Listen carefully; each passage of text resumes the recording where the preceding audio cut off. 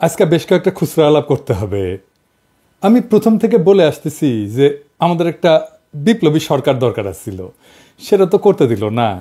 যারা সেই সময় সরকার বানাইলো আমাদের কথা কিন্তু শুনলো না। তবে আমি কলে হাল ছাড়ি নাই, আমি চেষ্টা চালাই গেছি, সরকারের ভেতরে বিপ্লবী উপাদান ঢুকানোর কাজ করে গেছি। নরমে গরমে কাজ যে হয় নাই তা না, হয়েছে কলে সরকার তার প্রাইভেট পান্ডার হিসাবে আমাদের কথাকে গুরুত্ব দেয়, মাঝে মাঝে, সবসময় না, এনগেজ হয়। সরকার অনেক ডিফিকাল্ট টাইম সাফল্যের সাথে নেভিগেট করতে পারছে, কিন্তু সবচেয়ে বড় সমস্যা হয়ে যায় যখন সরকারের মধ্যে আগে থেকেই থাকা ফ্যাসিবাদের অবশেষ আর চান্সে সরকারের মধ্যে ঝান্ডায় পড়া বিপ্লবের মধু খাওয়া জন্য টাইম নষ্ট করতে হয়। এর বাইরে তো নানাভাবে হাসিনার লেসপেন্সার গুলো আছেই আমাদের পিছে লাইগা। আজকে কিছু খুচরা বাড়ি মেরে নিয়ে আশেপাশে অনেকদিন এদের আশেপাশে জাউরামুখ বন্ধ থাকবে। তো শুনেন, আগে ক্লিপটা শুনেন।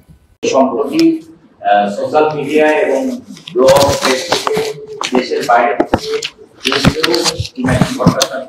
আরো অনেকেই আমাদের সেনাবাহিনী নিয়ে বিরূপ মন্তব্য করছে এবং সেনাবাহিনী ধানমন্ডির 32 নম্বরের ঘটনায় সেনাবাহিনী যে সরে আসছে সেটা নিয়ে সে কটূক্তি করেছে। সেই বিষয়ে সেনাবাহিনীর অবস্থানটা কি বা ব্যাখ্যাটা শুনেছেন? প্রশ্ন করেছে যে সেনাবাহিনী নিয়ে আমি নাকি কটূক্তি করেছি, এই হারামজাদাটা খুঁজে বের করে দিবেন আমারে। প্রশ্ন করেছে যে সাংবাদিকটা, ওরে আমি সারদা একাডেমি ঘোড়া দিয়ে মারাইছি, আমার নাম পাল্টাই দিবেন। হাসিনার লেসপেন্সার ইন্ডিয়ার দালাল এখন আর্মির গেছে বাচ্চা। তো উত্তর যিনি দিতেছেন র্যাঙ্ক দেখে বুঝলাম কর্নেল। তো কর্নেল সাহেব, এই প্রশ্নটা আপনি নিলেন কেন?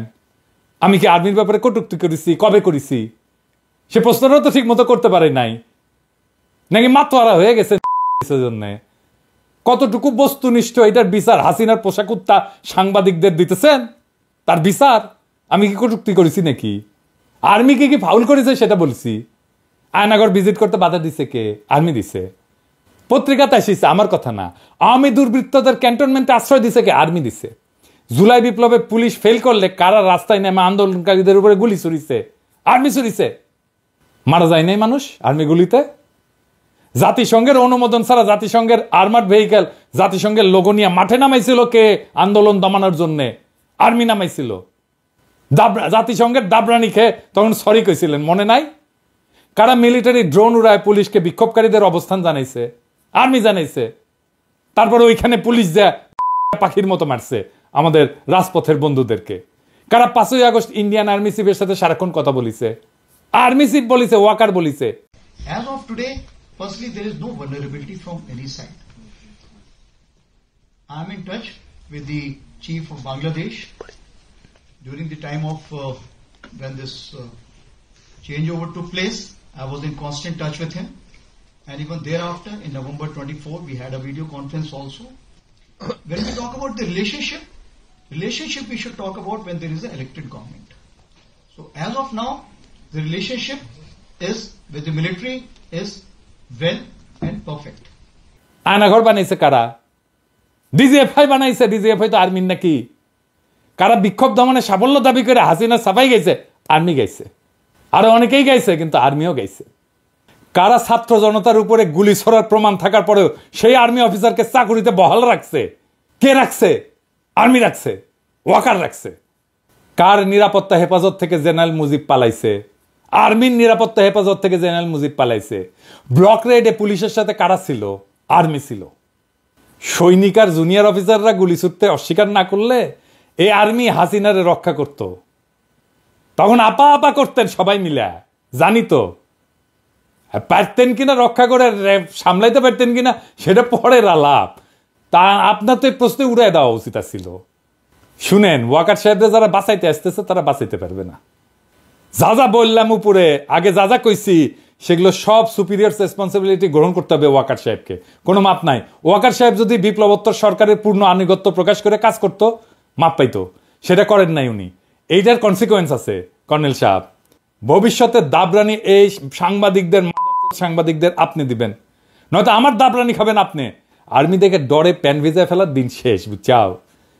পিনাকি কাউরে এটা ফাউল করবেন, 14টা গালি খাবেন। হাসিনা আমলে কি করছেন ওই সবাই মিলে ওইটা আমল নামা তো টানি দেই নাই। ওয়াকার সাহেবের কাছে দুটো অপশন, হয় প্রফেসর ইউনূসের কাছে পূর্ণ আনুগত্য অথবা সেনাবাহিনী থেকে বিদায়। পছন্দ আপনার, কেউ বাঁচাইতে পারবে না। এবার আসেন, প্রফেসর ইউনূসের আমেরিকা প্রেস সেক্রেটারি বানিয়েছে দিল্লি স্টারের সাবেক মা গোলাম মুর্তজাকে নিয়ে কথা বলি। আচ্ছা দাঁড়ান, মুর্তজাতে যাওয়ার আগে আর একটা জিনিস দেখে নি, মুর্তজারে ধরার আগে শুনেন। গ্রামে গিয়েছিলাম, আমাকে একজন, ভাই আপনাকে কিন্তু গণশত্রু বলেছেন। গ্রামের একটা লোক, ফার্মার, খুব শিক্ষিত না, উনি জেনে গেছেন যে আমি একজন গণশত্রু। আরে শফিকের কি দুষ্ক, মনে বড় দুষ্ক আমার মনের শফিক। ঠিক আছে, আমি খুব খুশি এসেছি। প্রথম আলো ডেইলি স্টারকে রক্ষার জন্য তো দিয়ানা হয়ে গেছিল, তুমি স্ট্যাটাস মারিছো, কোনো দরকার ছিল এর মধ্যে ঢুকার? শেষে আমাদের লোকদের পিটাইছে, আমি কলে এটা পার্সোনালি নিছি শফিক, আজকে মাপ দিছি, এখন কিছু কই না, কিছুদিন মাপ রাখিছি, প্রোটেক্টও করবো তোমাকে যখন ধরে তখনও প্রোটেক্ট করি, কিন্তু যখন প্রোটেক্ট করার মরাল বা নৈতিক দায় অনুভব করব না, সেদিন এটার হিসাব আমি বরাবর করব তোমার সাথেই। আর প্রথম আলো ডেইলি স্টার ওই দিনের পিটানির আমি বদলা নিব যদি বাইসা থাকি, এটা আমি আগেই কয়ে রাখলাম। সেদিন যারা গেছিল ওইখানে, যাদের লাঠিপটা করা হয়েছে, তাদের ডাইকানা প্রকাশ্যে যদি মাপ চায় তাইলে মাপ করে দিতে পারি, কিন্তু আমি রেকর্ড রাখলাম যে আমি মাপ করতে রাজি ছিলাম, শুনে নাই, মাইর খাইছি, বিনা কারণে পাল্টা মাইর দিয়া প্রতিশোধ নিব, শপথ নিলাম। এবার আসেন গোলাম মুর্তজা। আমি একটা স্ট্যাটাস দিছিলাম পয়লা বৈশাখ নিয়ে, যে পয়লা বৈশাখ আমরা কিভাবে পালন করব। পয়লা বৈশাখ তো আওয়ামী ন্যারেটিভ প্রতিষ্ঠার জায়গা ছিল, তাই না? পয়লা বৈশাখ নিয়ে তো আমাদের একটা লড়াই ছিল। আমরা তো পয়লা বৈশাখের সময় আমরা সব সময় হাসিনা আমলে লড়াই করছি। তো চারুকলা তো আওয়ামী দুর্গ ছিল, ছায়ানটের তো সব কয়টা আওয়ামী বাকশালী অ্যাক্টিভিস্ট, সাপোর্টার না অ্যাক্টিভিস্ট। রমনার পটমূলে যে গান গায় সেটা কেয়ারফুলি সিলেক্টেড, যা আওয়ামী বয়ানকে ক্যারি করে। হ্যাঁ, আপনি শোভাযাত্রার থিম দইরা সেই সময় বাংলাদেশে পলিটিক্যাল স্ট্রাগলের গতিমুখ ধরতে পারবেন। আমি এক্সাম্পল দিই, বাংলাদেশের প্রগতিবাদীরা কি পলিটিক্যাল স্ট্যান্ড নিছে কখন, সেটা আপনি এই মঙ্গল শোভাযাত্রার ব্যানার দেখায় থিম দেখে ধরতে পারবেন। 2012 সালে তাদের থিম ছিল রাজাকার মুক্ত বাংলাদেশ, মুক্তিযুদ্ধের অনিঃশেষ। তখন চলতেছে পুরা দমে জামাত নেতারে ফাঁসি দেওয়ার প্রস্তুতি, বুঝছাও? রাজাকার মুক্ত বাংলাদেশ কে করিছে? এটা হাইলি পলিটিক্যাল, এটা সংস্কৃতি না। 2014 সালে ফাঁকা মাঠে গোলের নির্বাচন করেছে আওয়ামী লীগ। আওয়ামী লীগারদের মনে ভয় শঙ্কা, তাই না? টিকবে তো সরকার। তারা থিম নিল কি? উদ্ধত করো, জাগ্রত করো, নির্ভয় করো হে। সবচেয়ে ইন্টারেস্টিং 2021 সালের থিম। তখন সারা দুনিয়ায় র্যাবের মানবাধিকার লঙ্ঘনের বিরুদ্ধে প্রচারণা, স্যাংশন আসতে পারে, এটা র্যাবও জানে। র্যাব আর গুম খুন করতে চাইতেছে না, তখন তারা থিম নিল কালো ভয়ঙ্করের বেশে ওই আসে সুন্দর। আর হারামজাদা গোলাম মুর্তজা চারুকলা তার ঐতিহ্য অনুসারে থিম নেবে, শোভাযাত্রা করবে, গান সিলেক্ট করবে। আর একটা জিনিস দেখাই, দেখেন তো চিনতে পারেন কিনা? জি, এটা খালেদা জিয়া, আর হাতে পেট্রোল বোমা। মঙ্গল শোভাযাত্রার ছাতার নিচে পলিটিক্যাল প্রজেক্ট। গোলাম মুর্তজা বলে উস্কানি, বলে তারা যা ইচ্ছা গাইবে, হারামজাদা আওয়ামী ন্যারেটিভ নিয়ে আসবে, চারুকলা আর ছায়ানট আমরা সেটা হইতে দেব। আর গোলাম মুর্তজা তুই নিরাপত্তা দিতে পারবি? আমরা বলছি কথা বলে নিতে হবে, অন্যায় হয়ে গেছে খুব। আমি পোস্টানোর পরে সে আবার উইটে পোস্টাইছে, দেখেছেন?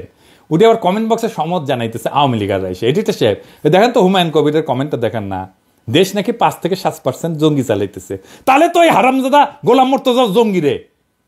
আচ্ছা, এই হুমায়ুন কবিরের ফ্রেন্ড লিস্ট দেখেন, সব আওয়ামী লীগার, মার্কা মারা আওয়ামী লীগার। জয়দেব নন্দী আছে যুবলীগের, দেখেছেন? আর গোলাম মুর্তজা তার ফ্রেন্ড। আর এই গোলাম মুর্তজারে রিকমেন্ড করেছে নাহিদ, আর এখন আমেরিকায় বসে আমাদের পিছে লাগে, আওয়ামী লীগারদের সাথে ম্যাটাকার করে। এই সাংবাদিকতা ছিল আওয়ামী ট্রেনিং সেন্টার হিস্টোরিক্যালি। ওই দিক থেকে সব আওয়ামী লীগের জাউরাগুলো জন্ম নিয়েছে। সে মানিক মিয়া থেকে শুরু, শেখ মুনি সাংবাদিক ছিল, ওবায়দুল কাদের সাংবাদিক ছিল, এই যে সুপ্পু ও সাংবাদিক ছিল। আর 1/11 ঘটায় প্রথম আলো ডেইলি স্টারের সাংবাদিকদের ইগো আকাশে উঠিছে। তারা বলে উপদেশটা নাকি তারা বানায়। বাংলাদেশ এমন কি উদ্ভট দেশ হয়েছে, বিন্দুমাত্র সমাজ রাজনীতি সম্পর্কে ধারণা ছাড়া জাতির বিবেক সাইজা বসে। আর লেখাপড়ার কথা কইলাম না, রেজাল্টের কথা কইলাম না, বিলো দ্য বেল্ট খেলা হবে, সব জানে তারা, শুধু সাংবাদিকতাটা ছাড়া। পয়লা বৈশাখ তো হাসিনা থাকাকালীন আমাদের প্রতিরোধের জায়গা ছিল। পয়লা বৈশাখের শোভাযাত্রা আমরা প্রায় নাই করে দিয়েছিলাম, ওইটা আমাদের সাংস্কৃতিক প্রতিরোধ। আজ তো আমরা উদযাপন করতে চাই, কিন্তু আমাদের তরিকায় উদযাপন করতে হবে। বিজয়ীরা তাই করে, বিজয়ীরা বলে দেয় কিভাবে সমাজ চলবে। এটাই বিপ্লব, সংবাদপত্রের প্যানপ্যানানি কলাম না বিপ্লব। আমরা যদি সত্যি গ্যাঞ্জাম করতে চাই, গোলাম মুর্তজাকে তুই কি স্ট্যাটাস দিয়ে আমাদের থামাইতে পারবি? আমরা যদি 1.5-2 মাস অবিরাম ক্যাম্পেইন চালাই, খায়া না খায়া, গোলাম মুর্তজার দিল্লি স্টার ঠেকাইতে পারবি? একটা পলিটিক্যাল প্রোগ্রামকে সহিংসতার দিকে ঠেলে দেয় কারা?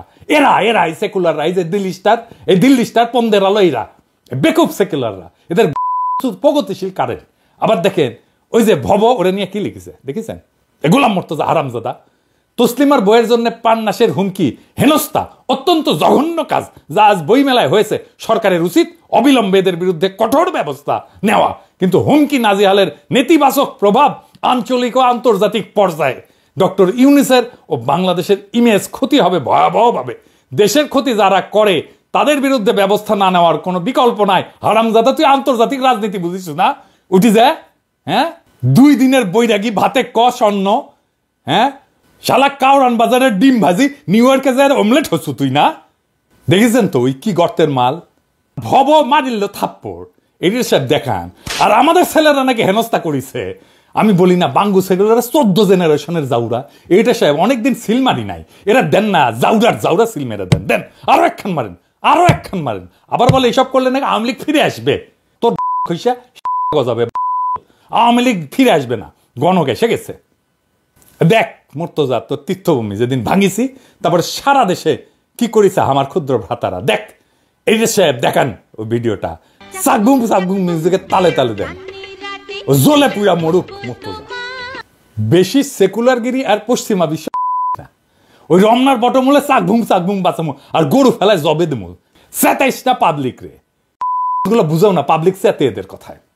এরা ভাবে 2000 লাইক পেয়েছে ফেসবুকে, একটা স্ট্যাটাস মেরা মহাতালেবর হয়ে গেছে। মাউদ ভাই দিছিল বাম্বু, তাও সোজা হয় নাই। গিরগিটি সাংবাদিকতা লিখেছিল না, কুত্তার লেস তো সোজা হবে না। এরা মাইরে সোজা, যেটা আলাপ করে সেটেল করা যায় সেটা সে ফিজিক্যাল কনফ্লিক্টে নিয়ে যায়, এ ভবর মতো, বুঝছেন? তারপর দেখাবে যে বাংলাদেশ জঙ্গি হয়ে গেছে। আরে ফিজিক্যাল কনফ্লিক্টে গেলে পারবি না তো ওই দিকে টানিস কেন? চাইতে গেছি না, হসেছিয়া না তো আরো চাইতেছি। আর একটা জিনিস দেখি, আরো চেতবেন, এবার আপনারা চেতবেন। আগ্রা একজন বাণিজ্য উপদেষ্টা আছেন, অতি ভদ্র মানুষ, ব্রাইট স্মার্ট ছেলে, আমার খুব পছন্দের। হ্যাঁ, বাজারে পণ্যের মূল্য স্থিতিশীল রাখার জন্য দারুণ কাজ করতেছে। আপনারা সাপোর্ট করবেন তারে। খুব এফেক্টিভ সিস্টেম সে ইমপ্লিমেন্ট করতেছে, বাজার মনিটর করতেছে খুব সাইন্টিফিক ভাবে। আপনারা যারা বাজারে যাইতেছেন তারা জানেন পণ্যের সরবরাহ এবং দাম স্থিতিশীল আছে। আপনার এর মধ্যেই দেখছেন খেজুরের দাম কমে গেছে অনেক। জিন্দেগি দেখেছেন একবার দাম বাড়লে সে দাম আবার কমে, দেখেন নাই, তাও কমিছে। তবে বাজারে সব পণ্য, কিন্তু কোন পণ্যটা নাই? তেল নাই, সয়াবিন তেল নাই। কেন নাই জানেন? এইখানেই বাংলাদেশের বড় লোকদের জাউরামু। সয়াবিন তেলের বাজার পরিপূর্ণভাবে নিয়ন্ত্রণ করে কয়েকটা oligarch group, City group, S Alam group, Abul Khayer group, Bashundhara group. এইখানে নতুন কেউ ঢুকতেই পারবে না। কেন পারবে না? কি সিস্টেম করছে সেটা আরেকদিন আলাপ করব। এরাই সিন্ডিকেট করে দাম বাড়ায়। এরা রোজার আগে সয়াবিন তেলের দাম বাড়াইতে চায়। প্রফেসর ইউনূসের সরকার, বিশেষ করে বাণিজ্য উপদেষ্টা, রাজি হয় না দাম বাড়াইতে। এখন ঠিক করেছে তেল মার্কেটে ছাড়বে না, আটকে রাখবে। না ছাড়লে পাবলিক ক্ষিপ্ত হয়ে গালাইবে বাণিজ্য উপদেষ্টারে। এই চাপে সামের দাম বাড়ায় নিবেন। পর্যাপ্ত তেলের কিন্তু স্টক আমদানি হয়েছে। তো স্টক করেছে কিভাবে জানেন? আর মজার আলাপ। এই যে দেখেন এই খবরটা, চট্টগ্রাম সাগরে 250টির বেশি লাইটার জাহাজ পণ্য নিয়ে সাগরে ভাসছে। মানে কি? মানে হইতেছে যে সাগরে প্রায় 14,000-এর মতো লাইটার জাহাজ বিভিন্ন পণ্য, গম, ভুট্টা, চিনি, ভোজ্য তেল, ছোলা, খেজুর, ডাল, সয়াবিন, যা এই সমস্ত নিয়ে বাংলাদেশের বিভিন্ন অঞ্চলে ঘাটে পরিবহন করে থাকে। আমদানিকারকরা মাদার ভেসেলে, বড় জাহাজে আমদানি করে। কিন্তু ওই যে মাদার ভেসেল, এইটা আমাদের সমুদ্রে ঢুকতে পারে না, এই গভীরতা কম, সেজন্য আটকে যায়।